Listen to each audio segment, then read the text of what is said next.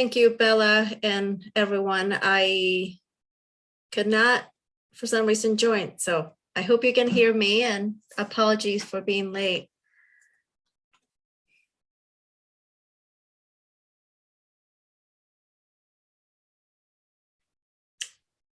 We can hear you, Mirta, so thanks. You can hear me? Yep. Okay. Yep. Whew. All right. Well, I see that it's past 1:30, so I am sitting in as chair for Dave Strohmeyer today. So I am going to get us going and call the TPCC meeting to order. We continue to meet virtually, and on your screen right now, it should be ways in which you can join and participate. All this information can also be found on our agenda for the meeting. Please let us know by raising your hand that you would like to provide public comment, and we will call on you. If we could get a quick roll call for attendance, that would be great. Yep, I can do that. All right, so Mirta Becerra. Present. Present, thanks. John Engine. Here. Don McArthur. Here. Debbie Johnston. Lucia Oliveira. Josh Slotnick. Here. Dave Strohmeyer. Bob Boson. Shane Morrissey. Here. And that's everyone. Let me know if I missed anyone. I think that's all of us. Thank you so much.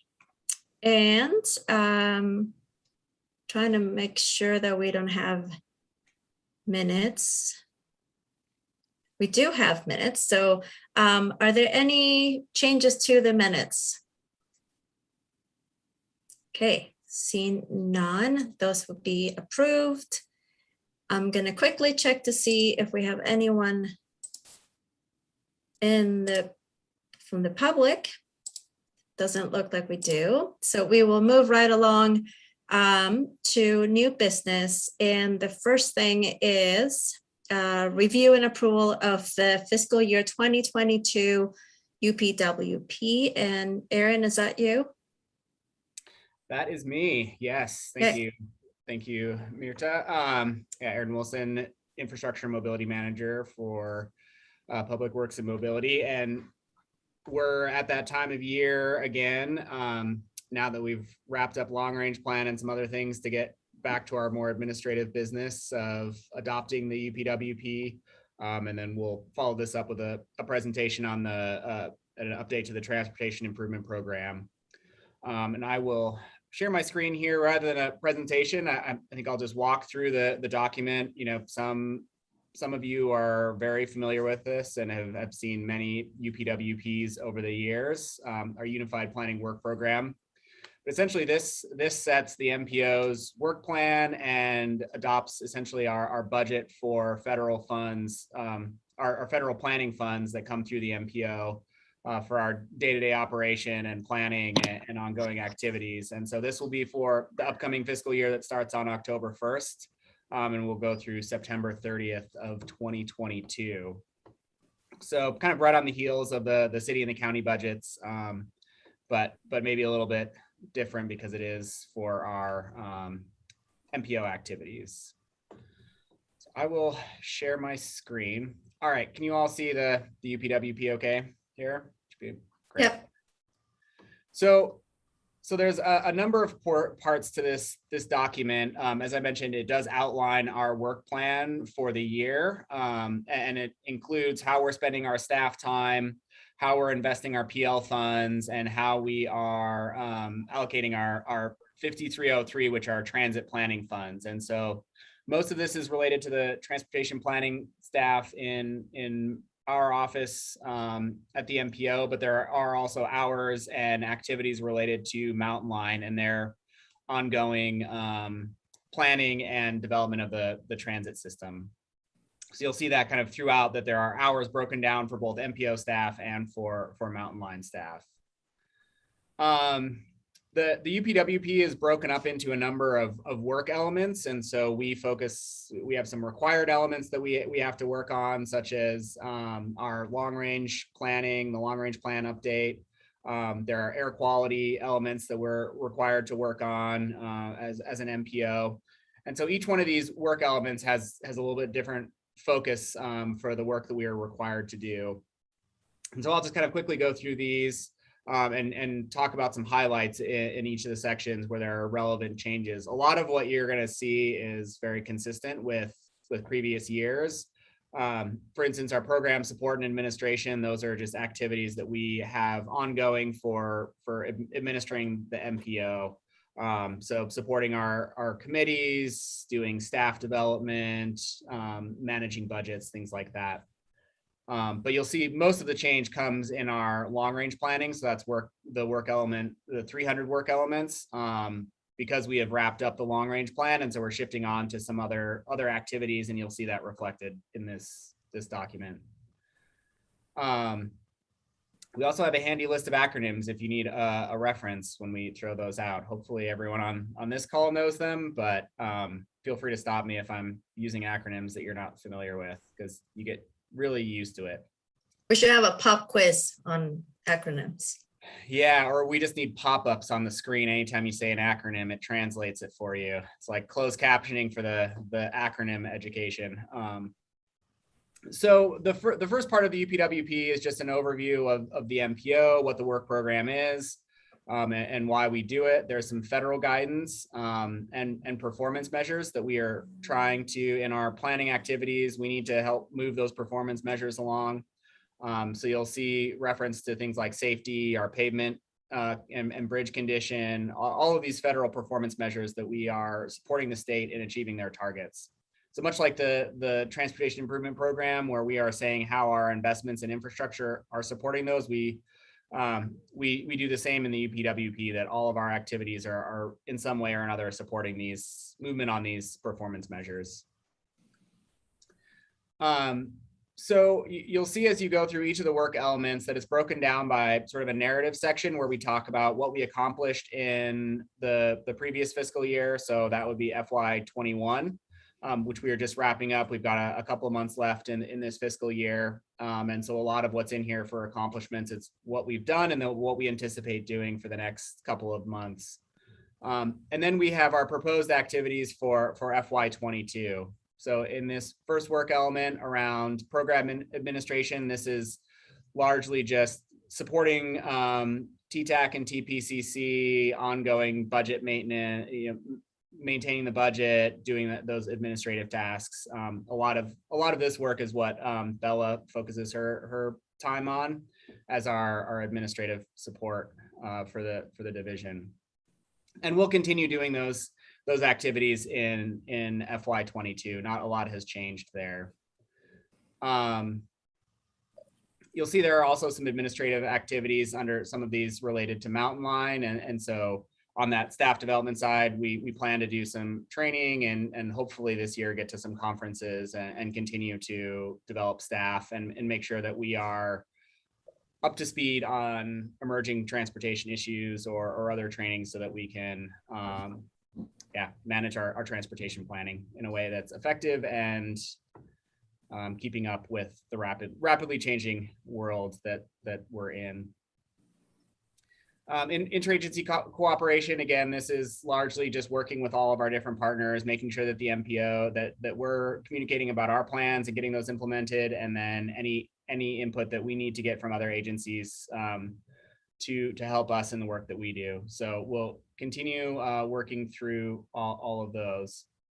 So at the end of every work element, you'll see some summary tables of staff hours for both public works and mobility staff, that's the transportation planning, and then our Mountain Line urban transportation district staff. And then we have, if there are any costs not associated with personnel, like hard costs for administrative, things like printing and just those travel, training, administrative costs.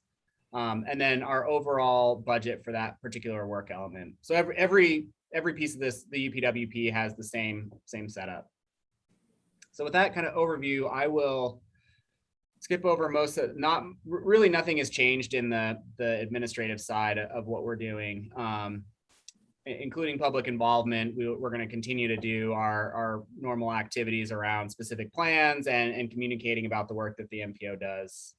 And things like adjusting to COVID-19, as that feels like it's always changing, that we may be going back into a COVID restrictions or just wanting to address that. But in any case, we'll continue managing public involvement in the best way possible. So work element 300 is where you'll see the most changes in this UPWP update, primarily because we have finished the long range plan. And so we have a lot of accomplishments from the last year related to that work element on getting our long range plan updated and adopted. And trying to remember, since the last time we met in June, we did get our conformity approval from FHWA, and so we are good to go on that long range plan. That it is adopted, it's in place, and now that we're shifting to implementation of the long range plan.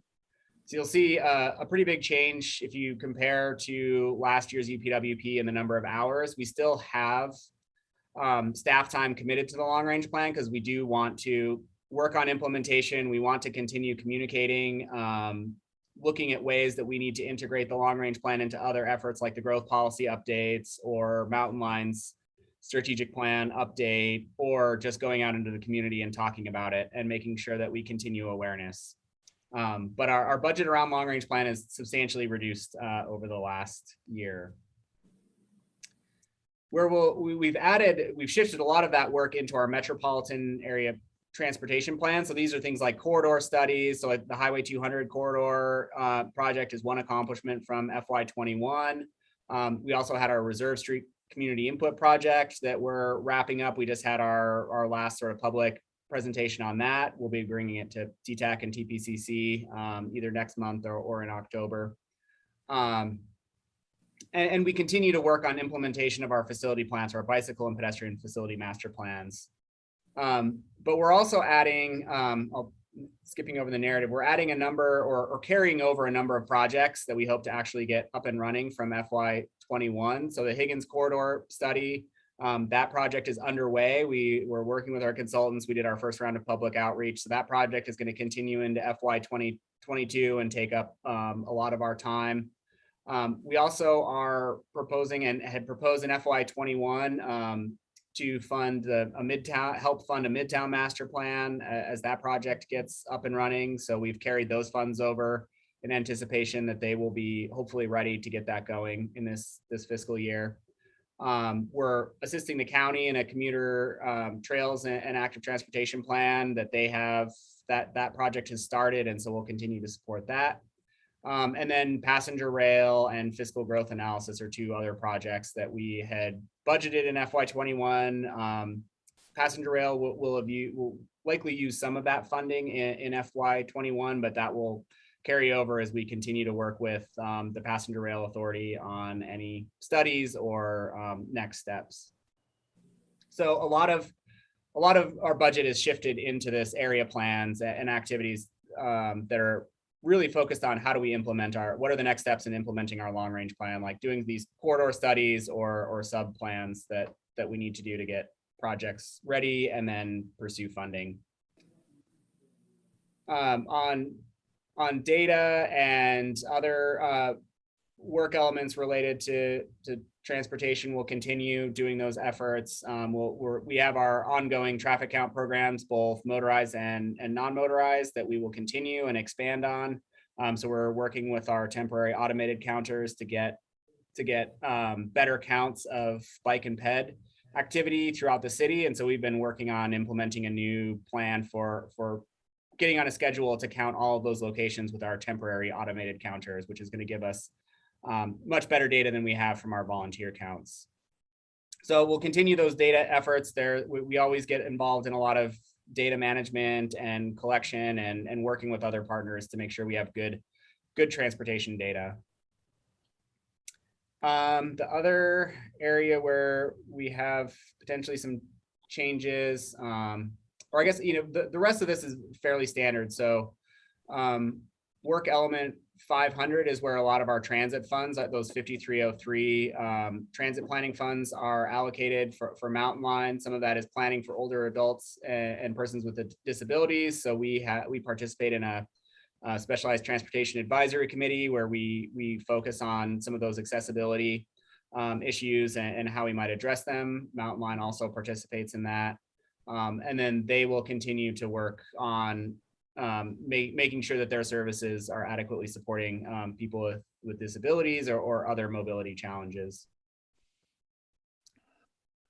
And then transit system management, this is, I believe this is the work element where we, or maybe it's the next one. So this is, again, more transit planning activities.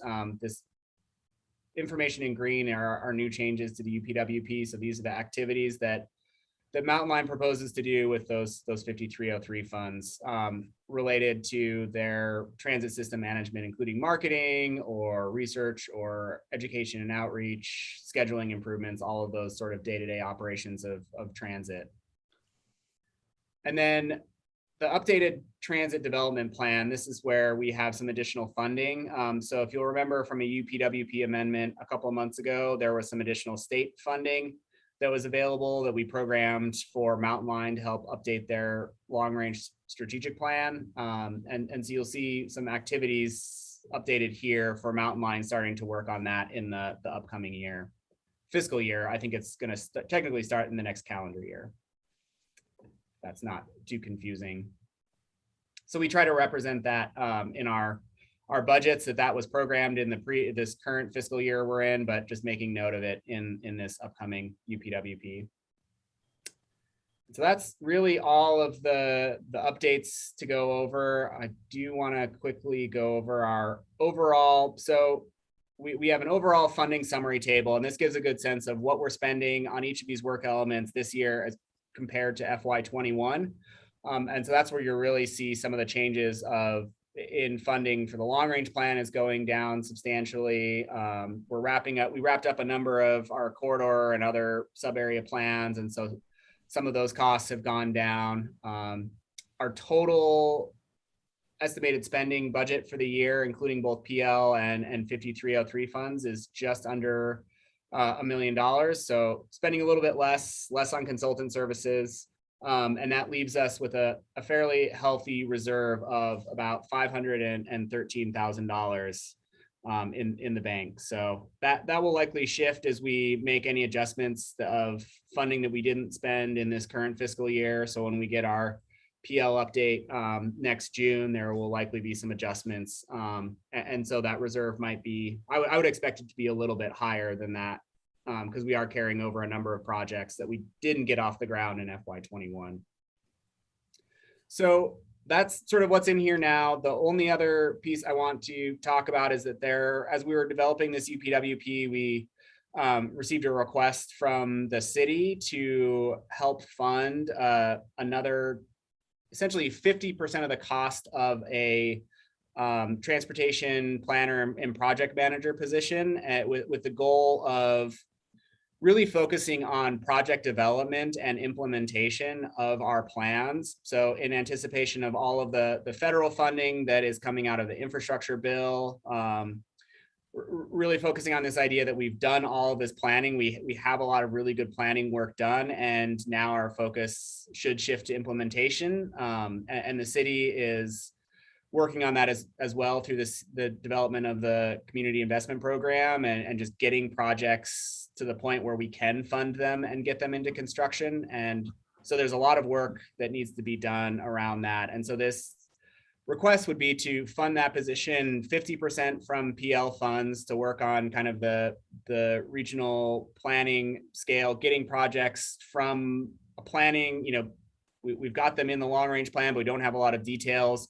Starting to work those details out, get conceptual designs, look at funding opportunities, work on grant funds or other opportunities to get funding for projects, and then get it to the point where it could then be, we could get consultants for the engineering or construction. The other half of the position would be funded out of the city's budget. And so it would be sort of a split position. that would allow us to sort of move beyond the restrictions that we have from PL funds into more of the project management and help get these projects going and continue through funding. So we know we have limits on funding, but we also have limits on staff capacity. So trying to anticipate the increase in federal funding and be ready to implement those projects as that funding becomes available, and get projects to the point where we can actually access that funding. It's one of the things that we know we need to do, and I think we've sometimes struggled with in the past, of having projects that are ready to go for essentially shovel ready, or as shovel ready as possible.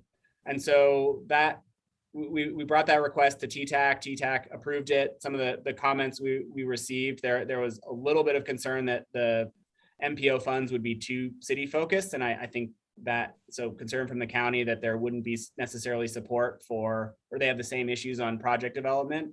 And so we would want to make sure we're investing similar staff time and helping move county projects into development. So Highway 200 is a great example. We want to continue working on that project and trying to find funding and move that project along into design, engineering, and hopefully into construction. And so whether that comes out of this position or existing MPO staff, I think we can balance that workload. But the idea is we increase our capacity for the city and for the county to manage these projects. So that's a lot of info.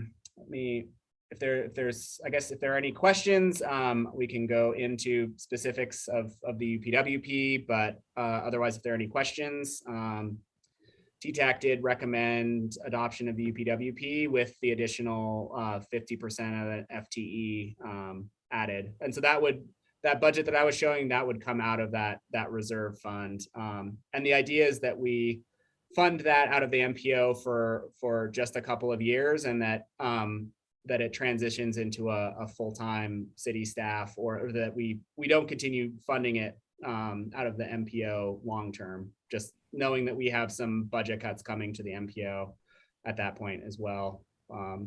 When Bozeman hypothetically becomes an MPO and our PL funds potentially take a hit. So the idea is that we're filling a need and a gap, and we can, as we get projects developed and move into construction, that we'll have other funding sources to help get that position funded into the future. So any questions? Thanks, Aaron. I have two questions. One is the over $500,000 of PL funds that you have as balance or reserve. Is there a time frame for spending that money, or can we just continue to carry that for a few more years? And then my other question is the half-time position. I believe, and maybe the mayor knows, that the other half would come from Public Works and Mobility, correct? And so that's an enhancement. That's not part of the base budget. So I guess I'm just trying to figure out if that is not approved, then what happens to us approving here in TPCC that half-time position? Like, how does the timing to, are they running parallel, or what do we do?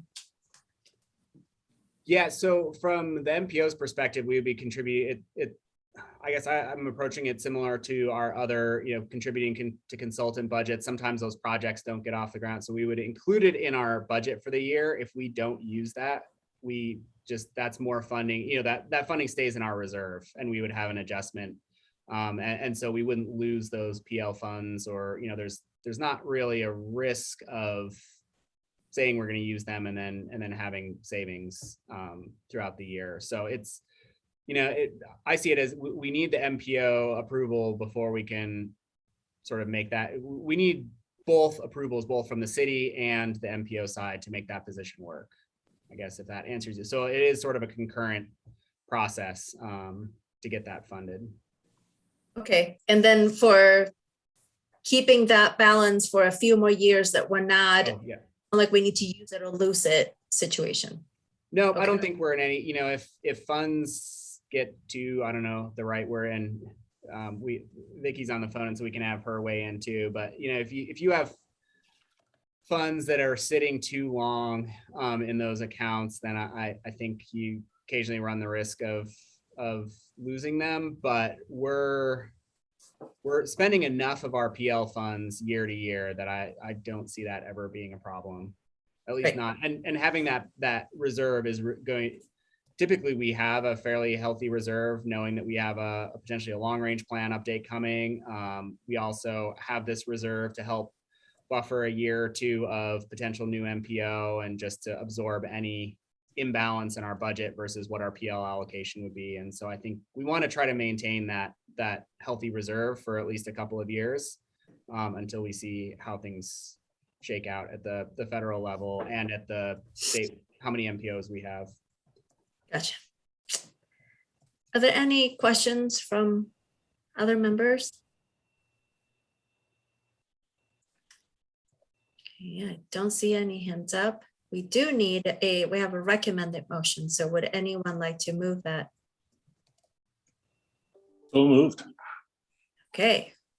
Second, I'll second. great. Thank you, Shane. Okay, so we have a motion on the floor. All those in favor, please say aye. Aye. Aye. Aye. Any nays?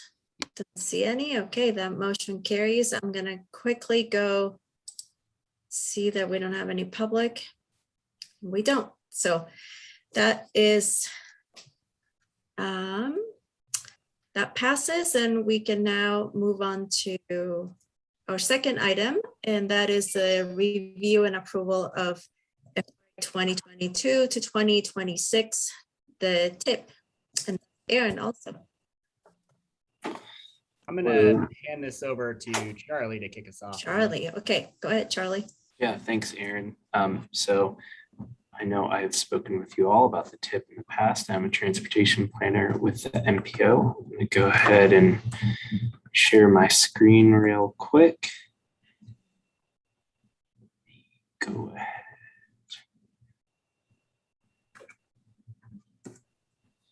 All right.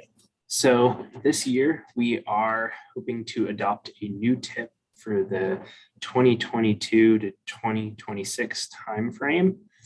So this is an update. Our last TIP timeframe was from fiscal years 2020 to 2024.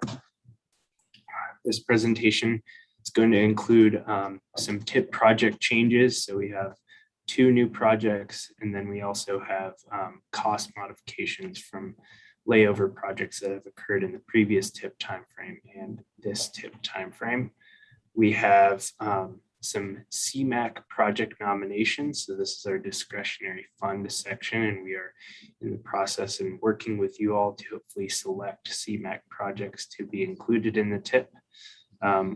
Like to review the discussion that occurred at TTAC earlier this month, and then review public comment we've had on the TIP and LRTP. So let's get into the TIP project changes. So we're going to go through the different funding sources, the first being Surface Transportation Program Urban. And we had a cost reduction on the Russell Street Dakota to Mount section of $500,000 that was transferred to the construction section in fiscal year 2024. In Interstate Maintenance, we have a new project. It's interstate epoxy striping, and this is to occur in the MPO boundary in general. And this does not have committed funds to it, but will at some point. We have a cost increase that was finalized for the fiscal year pre-2022 for the Missoula to Bonner project of almost $90,000. In the National Highways funding section, we have an addition of the Lolo to Missoula pavement preservation project. And this project has a total cost of over $6.6 million. We have a finalized cost for the Reserve Street Missoula pavement preservation project And this has been finalized up by almost $1.5 million. In the National Highway Freight Program, we have a project decrease of almost $3 million for the Missoula East-West Van Buren Street interchange. In the Surface Transportation Program off-system funding section, the west of Missoula, UPN 6141, we have a construction cost that is now committed for the 2026 timeframe, and this is projected to be $9.3 million. In the D1 slope stability project, we have a finalized cost decrease of $1.8 million. In the railroad funding section, railroad crossing, the Deschamps Road crossing has a cost reduction in preliminary engineering of just around $6,000, $6,000 to $7,000, and this is finalized down.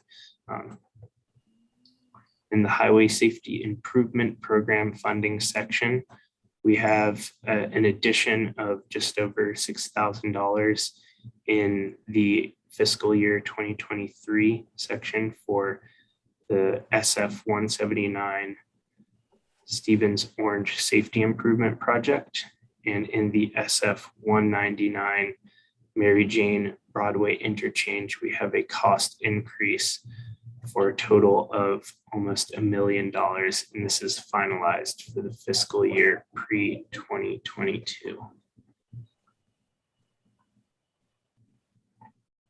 In the bridge program section, we have a cost decrease that is finalized in pre-2022 for Russell Street. This is Broadway to Idaho section of almost $1.8 million. We have a new project in the bridge program, and this is to improve the Orange Street Tunnel. And the stated cost for this project as a total is around $14 million right now. In the urban pavement preservation funding section, this South 5th and 6th Street pavement improvement project was decreased in the pre-2022 fiscal years by just over $30,000. In the Clements 3rd Speedway Deer Creek pavement preservation project, we have a decrease as well of $23,000 for the project total. In the Mackey section, Montana Air and Congestion Initiative, the Broadway and Toole Avenue project has an increase of just over $5,000. So transportation alternatives, this is not a transit specific project. It was an addition of ADA projects that included Hellgate High School area ADA improvements. This was noted to be completed in the pre-FY 22 section with a total of almost $900,000. Now we're going to get into some transit funding changes. We saw an addition of just over $300,000 being committed in FY 2023 to bus and passenger amenities. We also saw an addition of almost over $3 million using ARPA funds for the purchase of buses in 5307. In 5309, the table was changed to reflect the most current funding split. So it used to be an 80-20 split, and now it's a 15-85 local federal funding split. And throughout this updated TIP timeframe, we are seeing an increase of funding in fiscal year 2023 for buses and bus stop amenities. The Federal Transit Administration Section 5310, we've seen a general increase as well as a reflected variable split in the table for the paratransit vehicle purchases. So in the previous TIP timeframe, there was no committed funds to this, and now there's almost $600,000 of committed funds for these vehicle purchases. So that rounds out our TIP project updates. Is there any questions on those project changes? I do have just a question. I'm curious to know why those some of those projects the budget was the cost was decreased. We seem to have a lot of increases in projects, and it's a pleasant surprise, I guess, to see that some of them are costing less than we anticipated. My immediate response to that is just as projects become finalized over their lifespan from conception to construction, some items in bid are changed, and as many projects were finalized in the pre-FY 2022, the numbers that we've received from MDT have reflected that decrease just as often as increase. Mm-hmm. Great. Okay, back to you, Erin, or, oh, question by Shane. Go ahead, Shane. Yeah, just a quick question. The Orange Street Tunnel, which fiscal year is that budgeted for?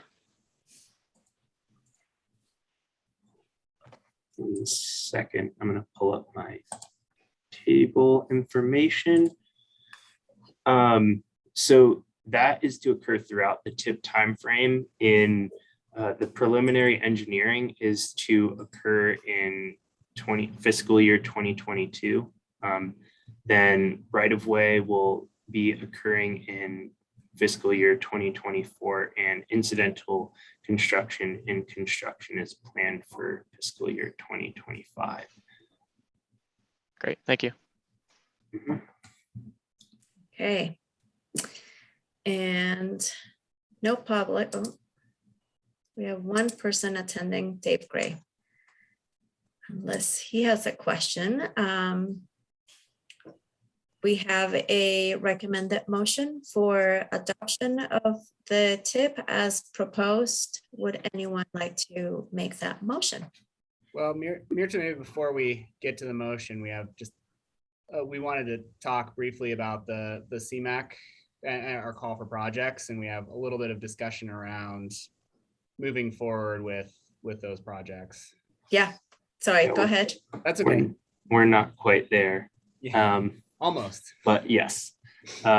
So this year we've had the ability to put out a call for projects, which we did in July, to see if there's any local agency sponsors for available Cmac funds. Our discretionary funding sources are Cmac as well as STPU, but what is available right now are Cmac funds, as STPU funds are committed to the construction of Russell Street project.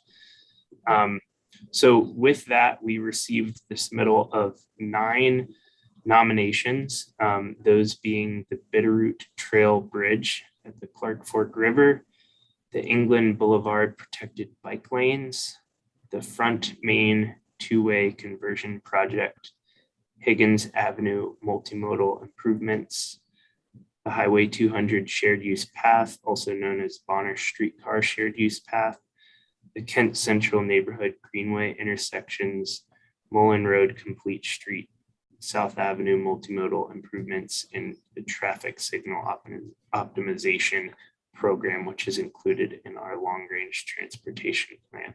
So we're going to get into these projects in more depth, but it's good to just have your mind on all of them before we discuss some of the project details.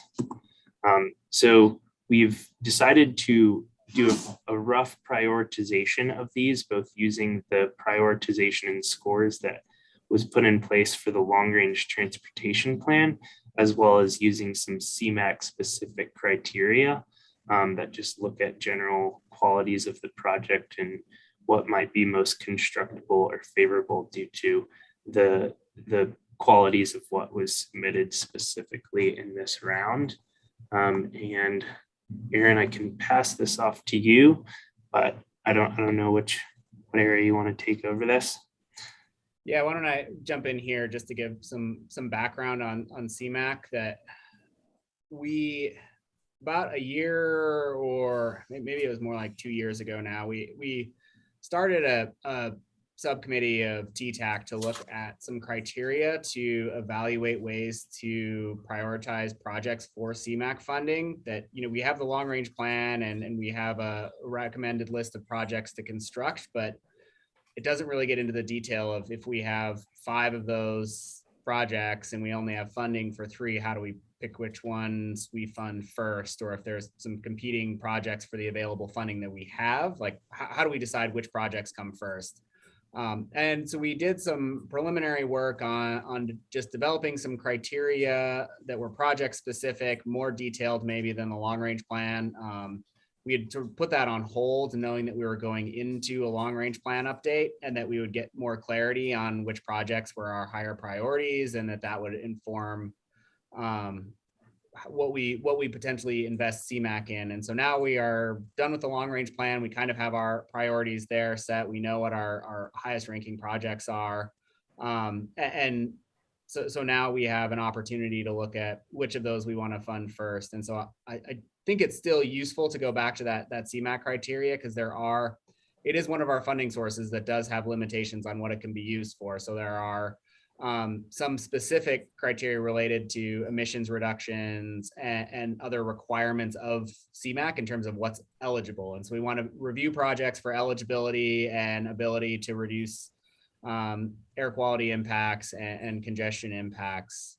But then we also developed some criteria looking at usage of facilities, looking at equity and how affordable housing access, that those are 2 really important criteria in all of our investments. And then looking at things like safety and overall multimodal transportation benefits and connectivity, knowing that we may want to invest in those higher impact projects first if we have the opportunity.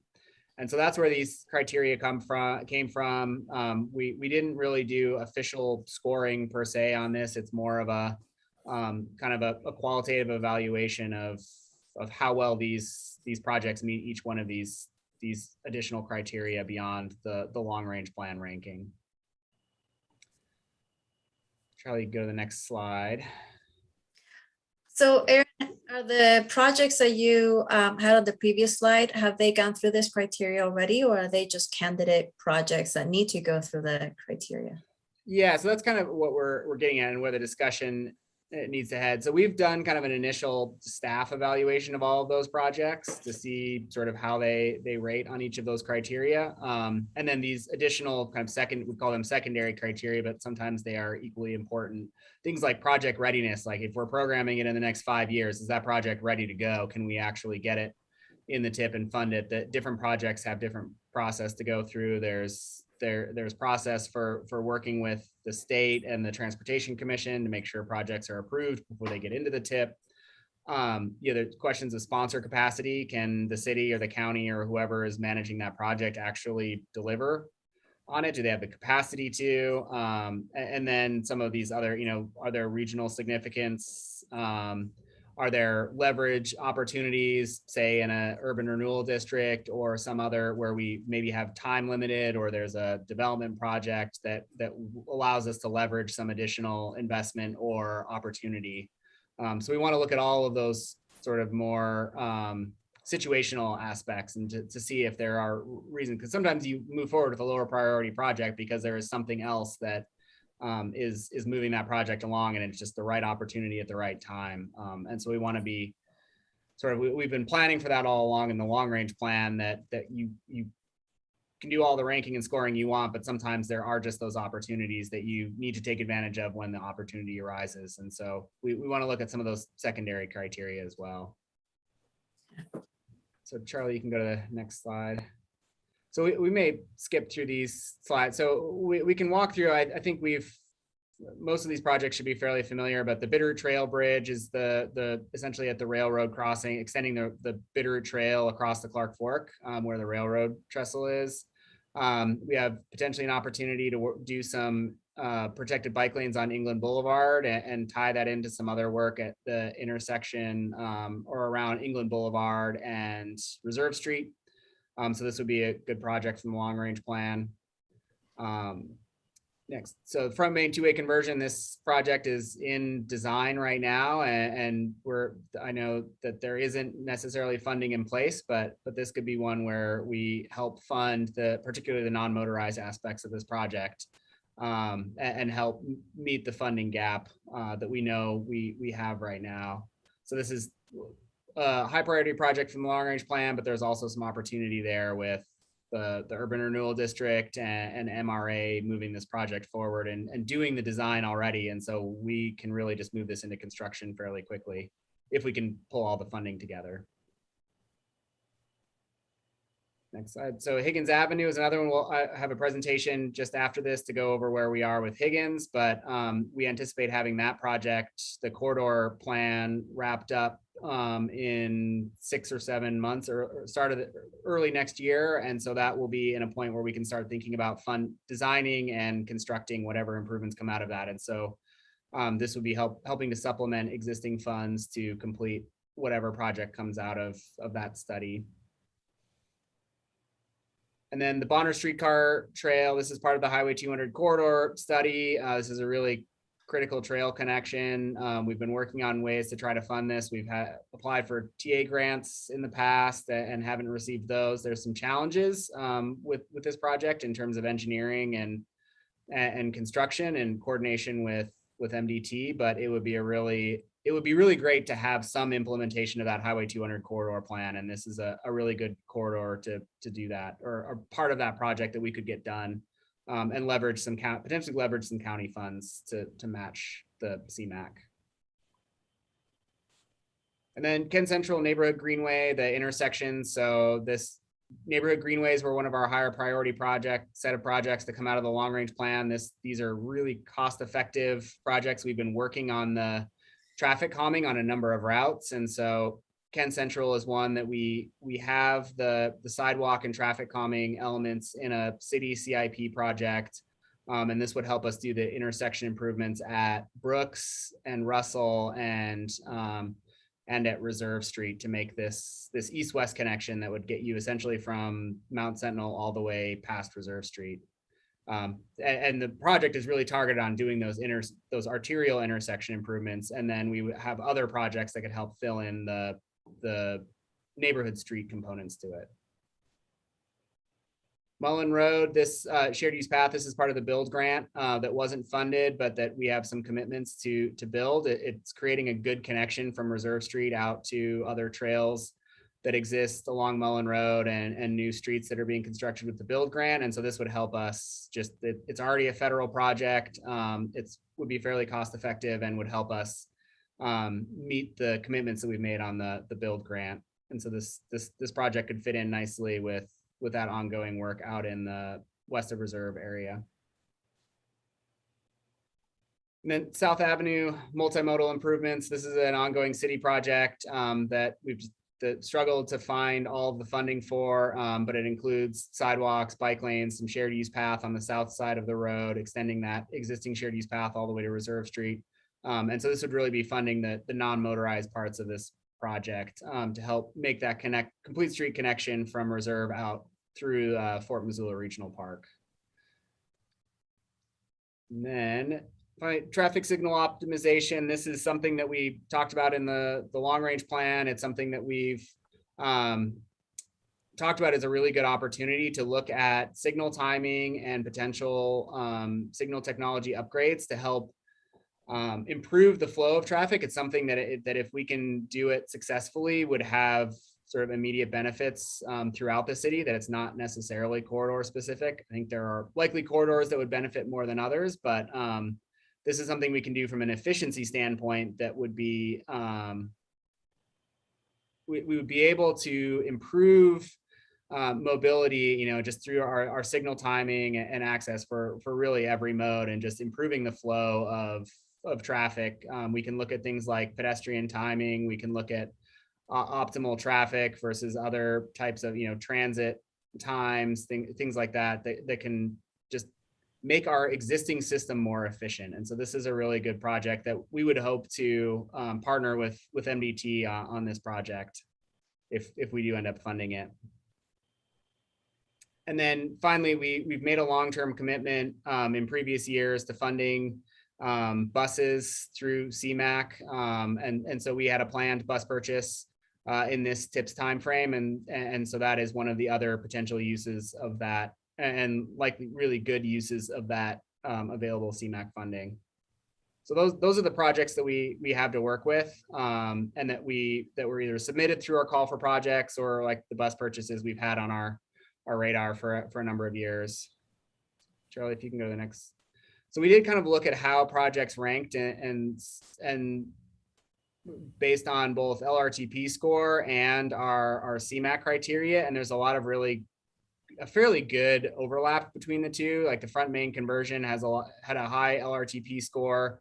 It has a lot of benefits from our Cmac criteria, both in terms of added non-motorized transportation and it's more or less ready to go, or will be ready to go fairly soon. So we did this kind of initial comparison. I don't know that we should spend too much time on this. Charlie, if you want to go to the next slide. So there are costs associated with all of these. Generally, most of them are between $500,000 and $1 million would be the Cmac ask. It also depends on, as we get to more refined cost estimates and what's eligible for Cmac, like front main conversion. That project is going to be much more than the $1 million that we have here, but not all of it would be Cmac eligible. And we're not recommending, or we aren't necessarily looking at funding that entire project out of Cmac. What we have available in the TIP is about we're projecting available based on our current revenue forecasts, unless those change with the new infrastructure bill, is about $5.5 million. So it's a substantial amount of money, but we can't do all of these. And so, maybe we can do 3 or 4 of these new projects that we could get programmed. And so that's kind of where we're at, which projects do we want to advance first? And we don't necessarily have to spend all of that Cmac money immediately. We could, see how some of these projects develop, or, get a couple started, but we wanted to at least introduce this. We haven't included these in the TIP yet because we don't necessarily have a solid recommendation. And TTAC had good discussion about these projects, and where we landed is recommending having that sort of TTAC subcommittee get together and really vet these projects in a little bit more detail and bring back a recommendation through TTAC and TPCC that we don't need to include them in the TIP now. We can include them through an amendment at a later time. There's no rush on any of these to get them programmed today. And so that's where we left it with TTAC, but just wanted to introduce all of this and get any feedback from TPCC on process, or thoughts on if there are any other ways you would want to prioritize use of Cmac funds, knowing that we have some available, and it's a good opportunity to start working on implementation of the long range plan, which in past years we had, because of Russell Street and just lack of availability of funds, we haven't really had that opportunity as an MPO to start working on investments that we have discretion over. And so this is, I guess, just the start of the conversation. So Charlie, I don't know if you had a couple other slides to wrap up the presentation, or we could take some conversation about Cmac. Maybe we take questions now. It's like Don, if you had a question. Yeah, a couple questions. I don't see the bus purchase on your list. Obviously, that's a scalable amount. What does it take is the Cmac funding the 15% local match on a bus? Is that the intent from that Well, the Cmac funding would be the federal portion. The Mountain Line would have to come up with the local match, and it's that 13 or sometimes transit funding is more of an 80-20 split, and I can't remember off the top of my head with capital bus purchases, but I think it's a 86-14 is the federal local split. And so with any of these projects, that federal local split is going to apply. And so we have $5.5 million in federal funds available. And so you can add the local match on top of that to get the total project cost. I mean, there's some other factors associated with that, but for buses, they're not included in this list, but we are considering those as part of the CMAC conversation. And I think in our long-term planning, it was around $1 million or $1.5 million for electric buses, or purchasing electric buses to help switch over the fleet.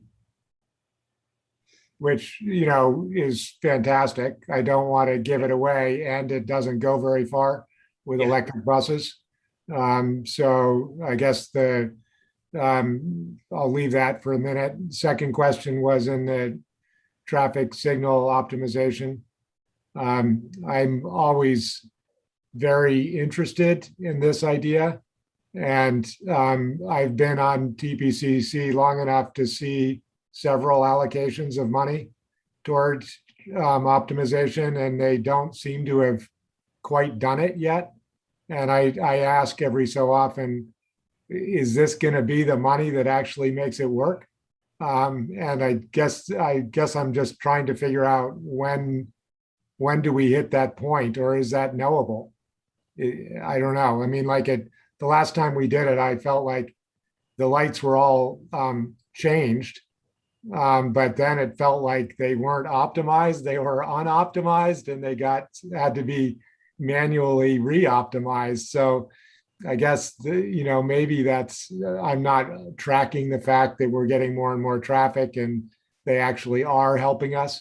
But at times, from the layperson's view, it looks like we're spending money and not getting return. And I just looking for, whether this is good money. Yeah, no, I think it's a good question. I think it's worth exploring that further and making sure that it is, before we commit that and go down that path, making sure that there are tangible benefits. I think there's some indication from MDT's recent, it's several years ago now, they had the aid grant where they evaluated a couple of corridors and looked at opportunities for improvement based on, different signal technology or timing opportunities. And it did seem like there were some potential benefits that we could gain from that. And so I think I guess I would put that in the cautiously optimistic category, but it's certainly been over 10 years since we've had any sort of comprehensive signal timing optimization. And so a lot has changed in that time. And there are definitely a lot of inefficiencies out there in the system today, or it appears, as an occasional layperson myself, that it does appear that there is room for gain there. So, I mean, the thing I like about it is that it affects everybody who uses the system. It's a general upgrade. It's relatively inexpensive. It seems to meet a lot of our CMAC kind of goals. So it's attractive, and I'm worried that it will end up being invisible or actually not effective because we didn't spend quite enough. So that was my comment about that. The other thing I would note is that some of these projects feel, I'm sure the mayor and county commissioner and Mirta can comment on just the sort of allocation of the money across the jurisdictions in the MPO. Seems like it'd be good to balance that expenditure in some way. Yep, agreed. And I guess just one final point on the traffic signal optimization is to get at your point. I think a critical part of that is making sure that we have ongoing metrics to evaluate how well it's working and putting those in place when we do that study so that we can say it's working or it's not, and if it's not, why. I don't know that we've done a lot of that in the past. So I think we've done the optimization and sort of seen and maybe make adjustments where we can, but I think having really clear, measurable objectives and ways to track those over time will help us in that sense. Well, and there's also there's sort of an ultimate optimization here that leverages, cameras, algorithms, all of that that are deployed in some jurisdictions, super expensive. And I think we had a number on a sort of a serious optimization project at one time with a whole bunch of zeros behind it. So this is sort of optimization light, I guess I would call it, Aaron, if you think that's fair. But I do think it has merit, and certainly patterns change and circumstances change. So, and I think we're all interested in trying to figure out the least expensive option that gets us somewhere. I think what I've heard and read about the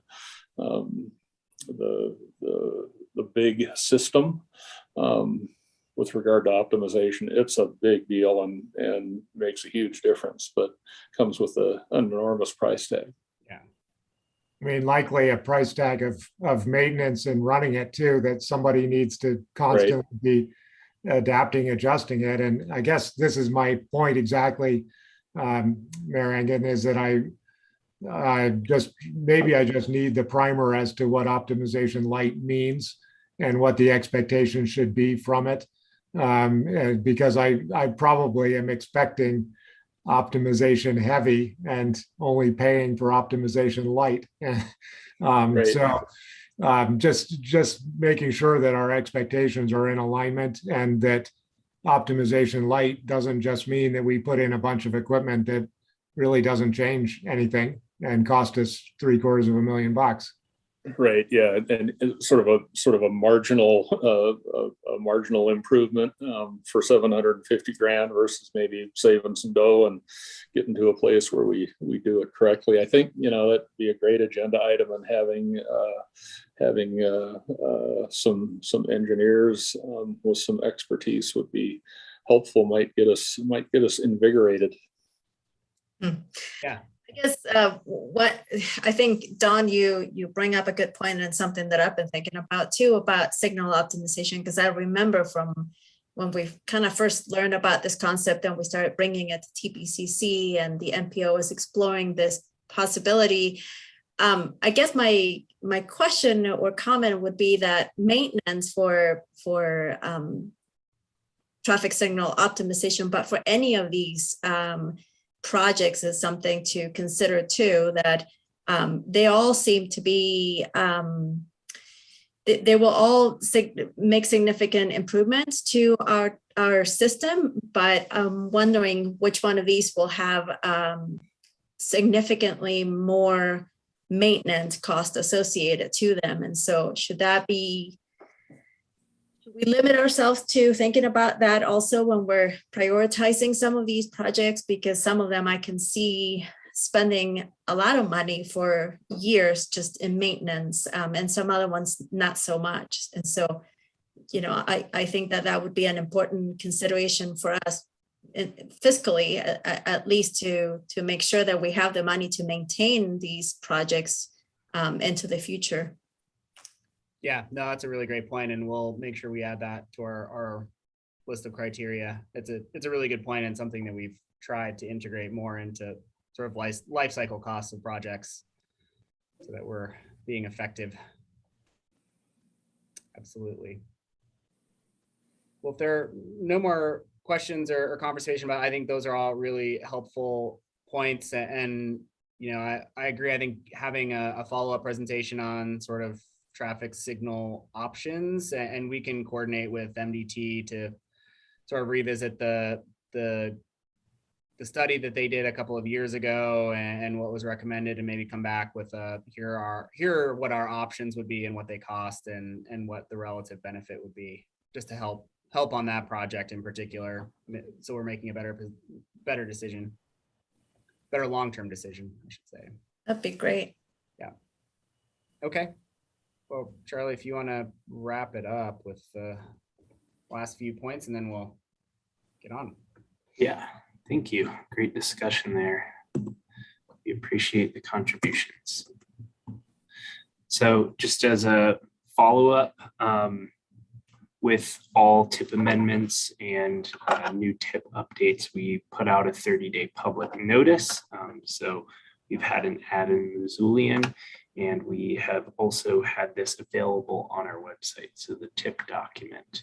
And with this, we also presented at TTAC as discussed. And another sort of point made in TTAC is just in general to gather greater background on projects when there is significant cost changes. So a project that was noted as a concern was the Reserve Street project, which was increased by almost $1.5 million and has a total cost of almost $10 million. It was noted that with projects of this sort of level of significance, that we would like to increase our coordination with MDT to make sure that the built result is something desired and noted, including local input. So this is something that is coordinated around, but maybe the sort of cause of cost increases we should have greater background on. We've also received public comment on the tip and the LRTP from the Rattlesnake Transportation Commission, and they urged that we prioritize projects for bicycle and pedestrian facilities on Van Buren / Rattlesnake Drive in Greenock and Duncan. And we agree that these are important projects. Something that we do want to share with the Rattlesnake Transportation Committee is that we have vetted our long-range transportation plan project list using data-driven techniques to compare and contrast projects primarily based around equity and safety. And although the projects that they are suggesting be increased or created as a higher priority, they do not rank as high as many other projects that are considered to be sort of more immediate needs for the Missoula region. So with that said, I mean, there are other ways of funding these projects, and they are in our list of considerations, maybe not in the desired time frame by the Transportation Committee. Is there any questions or comments on that note, on the public comment?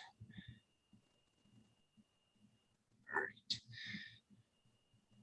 So with this, if there are no questions or comments, I would like to recommend that we either have an approval of the FY 2022 to 2020 tip as it is proposed, and we can continue to work and coordinate around the Cmac projects that will be included in adoption, or we could not have the tip approved and we would like to receive direction on how to follow.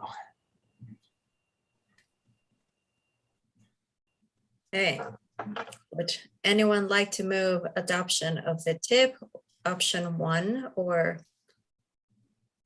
option 2? I would move that we approve the FFY 2022-2026 tip as proposed. Okay, we need a second. Second, Okay, was that Shane? John. John, okay. Well, we, all of us in favor of the motion, please say aye. Aye. Aye. Aye. Any nays? Okay, seeing none, that passes. Thank you, Charlie.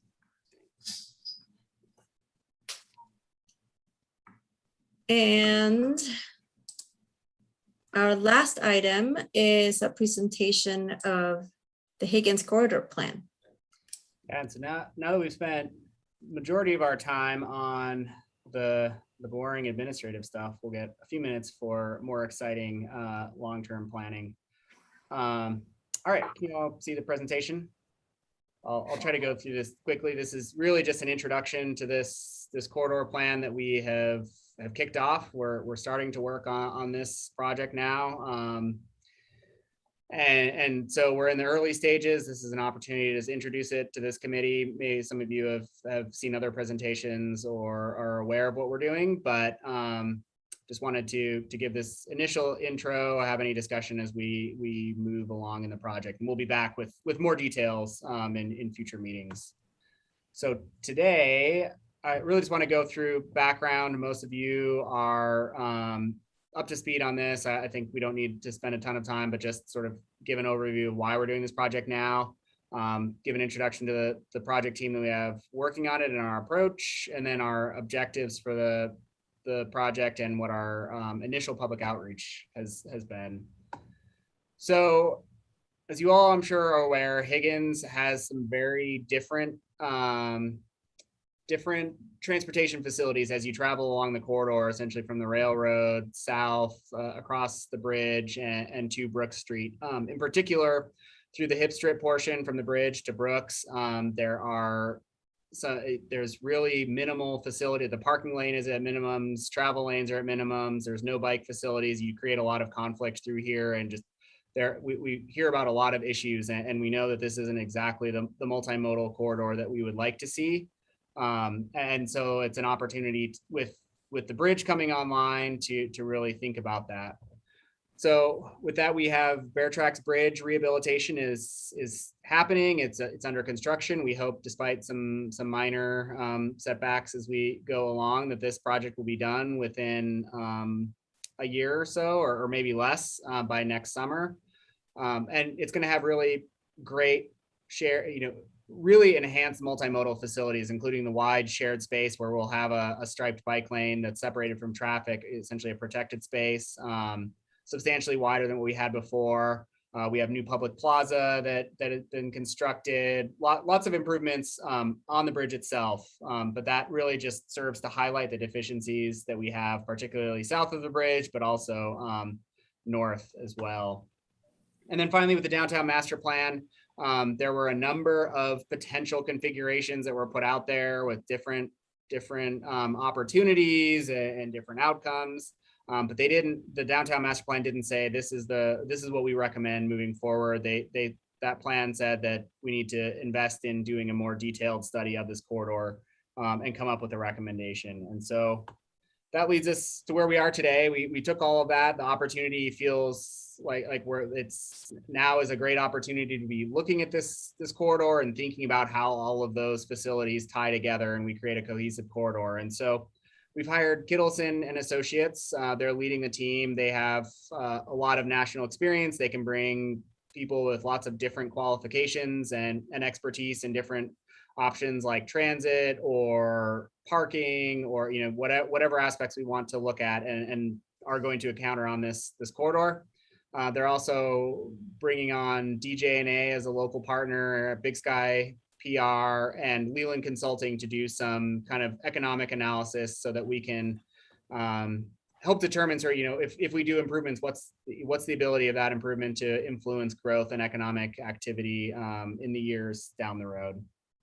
So a good, well-rounded team, lots of expertise, and I think will help us work through this somewhat challenging project. We've got a process that has more or less 4 tasks. We've started with task 1 already, which is our public and stakeholder engagement. This is really to ensure that we are getting people aware of and involved in this project as early as possible, and that we continue that throughout the project, knowing that there is a lot of attention and a lot of potential needs and interests in this corridor. And so we want to be making decisions with as much full buy-in and support as we can and building that as we go. And so stakeholder engagement is going to be really critical for this project. The other task that we've started on is setting what we call the project foundation. That's all the background analysis and projections and sort of all the data that we're going to need to develop and evaluate alternatives that we could design. And so we should have that technical background memo ready and complete in the next couple of weeks.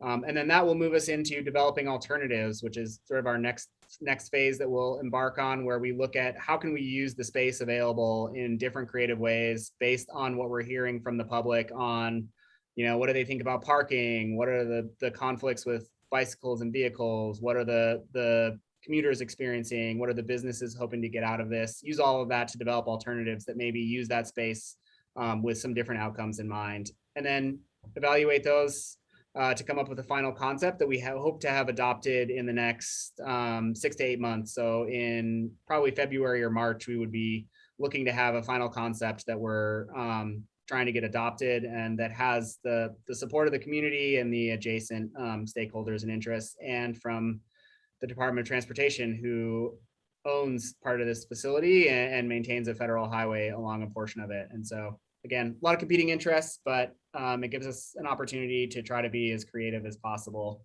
in use of this space and think about what our long-term goals are and how do we achieve those. So that gets us to our objectives for this project. Just thinking big picture, as I mentioned, engaging the stakeholders, including the businesses and residents, so that we really understand what we need to get out of this corridor.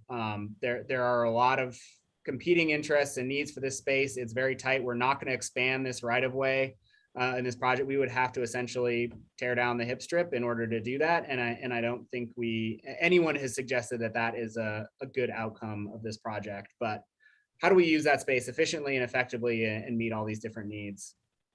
And then we really want to develop a concept that is truly multimodal, that considers all of the potential users. We have these great bike and ped facilities on the bridge. How do we transition that into the hip strip and north to make sure that people feel safe and comfortable regardless of the mode that they're using?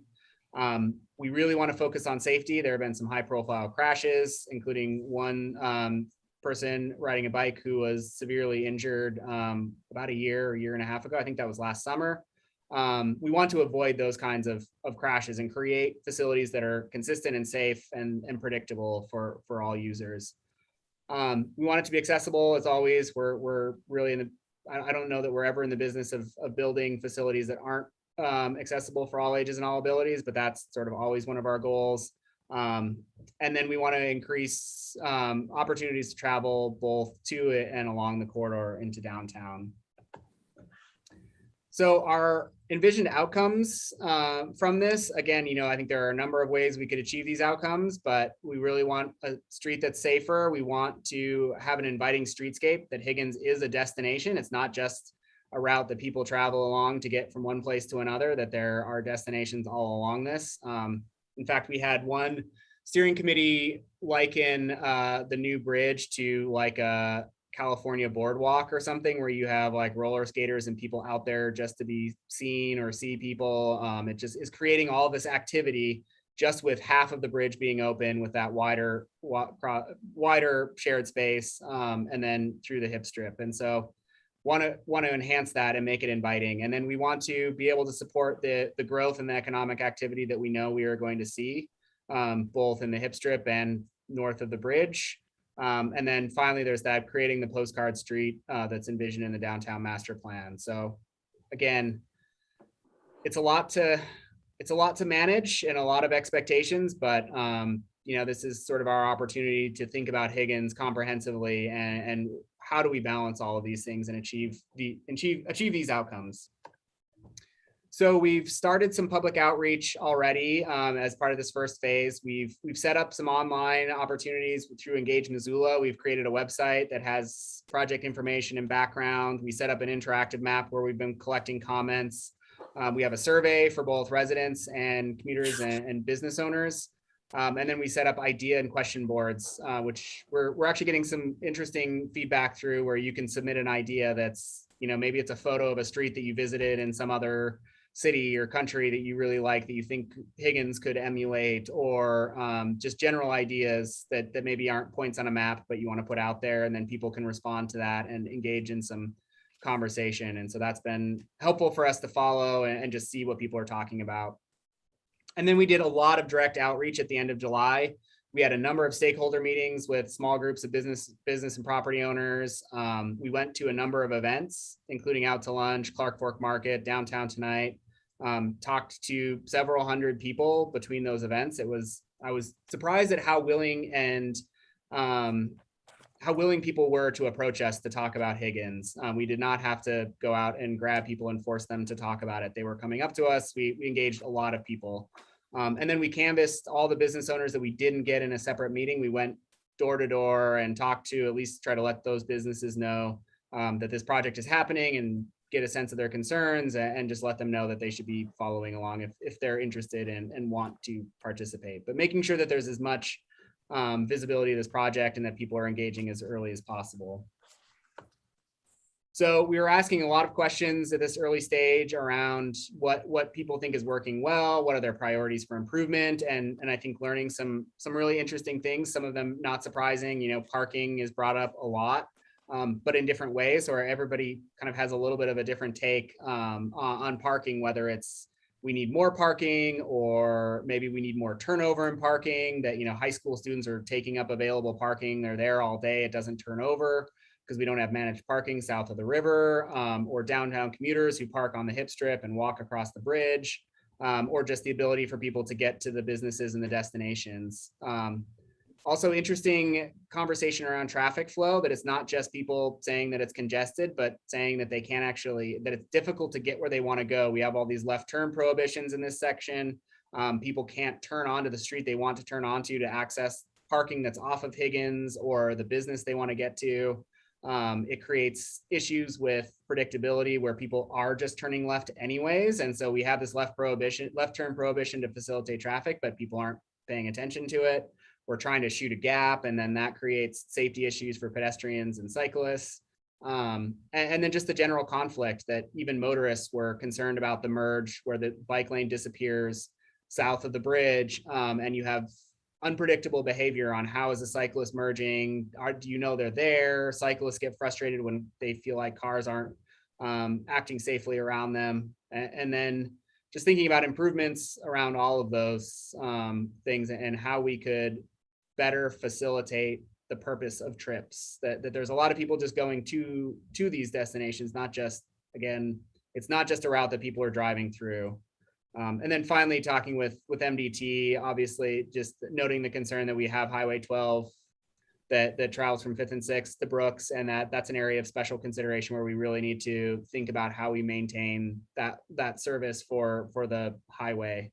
And then finally, just thinking about transit, that transit is likely to be a really key in Mountain Line's long-range strategic plan. Higgins is one of the primary corridors for frequent transit service. And so how do we make that happen? And what improvements are necessary to really facilitate that, and think about the connection between the Brooks corridor, potentially to Higgins, and then to downtown, and having that really straight, consistent route. What would that take, and what does that mean for other facilities like parking and travel lanes and traffic flow? So we're hearing a lot of really diverse, interesting things, but really helpful in terms of helping us identify what it is we want to improve in the corridor. So that's where we're at today. We're taking all of this. We hope to start, we're starting to really dive into developing those alternatives now. We'll be refining those with our steering committee over the next month and a half, and bringing them back for sort of public engagement. Our next round in October is what we're shooting for. So keeping this project moving along, but already hopefully building some excitement. I don't know that I talked to anyone, or very few people, who didn't think we should just not do anything to Higgins. So everyone's really excited to see something happen. So that, I think, is encouraging for this project. But that, if there are any questions, I think at this point we're just looking for if there's any general feedback, but mostly to keep this committee up to date and on this project as we continue to move it forward, and let you know where we're at and what we're hearing as we start to engage with folks. So, Fat, any thoughts on Higgins? We're down to about the last couple of minutes, so. No, just super cool project, right? I mean, the transformation we've seen with half of a bridge completed, and just the change in use, the degree of comfort, it's clear that there's a ton of opportunity there. Yeah. We just need to magically increase right of way. And so Aaron, if you wouldn't mind, work on it. We need a little earthquake to separate there, I guess. I would echo that, and I would say that I love the way the bridge operates right now for pedestrians, and I am worried about the way it's going to be when we try to share that beautiful space with a bike lane. And that's sort of a compounding of my overall worry is trying to give every constituent user something good might make none of them truly great. So, balancing that is obviously, like the mayor said, we just need another 20 feet of right of way or stack rights of way or do something. But it's hard to imagine how we're going to improve every person's experience. On the other hand, there's a huge opportunity with the coming redevelopment of that area.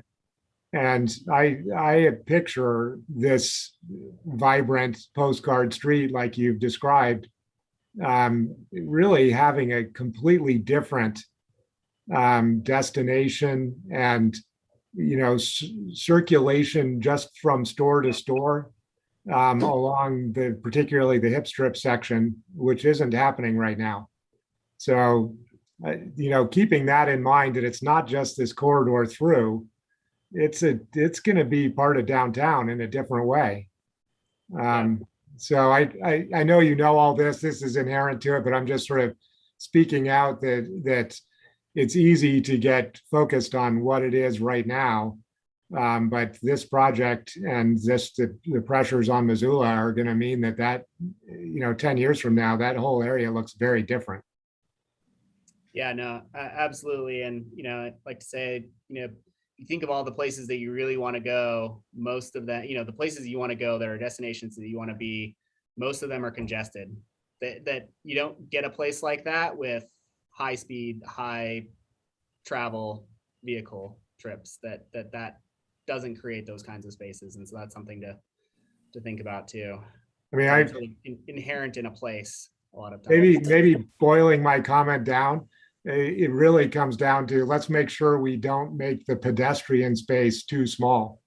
Oh yeah, no, absolutely. Let's prioritize the pedestrian over a lot of other things. Yep, absolutely. This is a very exciting project. I'm excited about it. And I agree that while we can't make it an ideal situation for all modes, I can tell you that it's a huge improvement already. And as a mother who had to push a stroller on that very narrow sidewalk on the bridge, it feels palatial right now to be able to walk on the bridge, even as it is right now. And I know that it'll get a little bit squished, but overall, I think it's a great improvement. And as Linda McCarthy would say, downtown is the heart of Missoula, so it's busy and we like that. It means that it's alive and well. So a super exciting project, and thanks for bringing it to us today. Yeah, for sure. I see no more hands up for questions.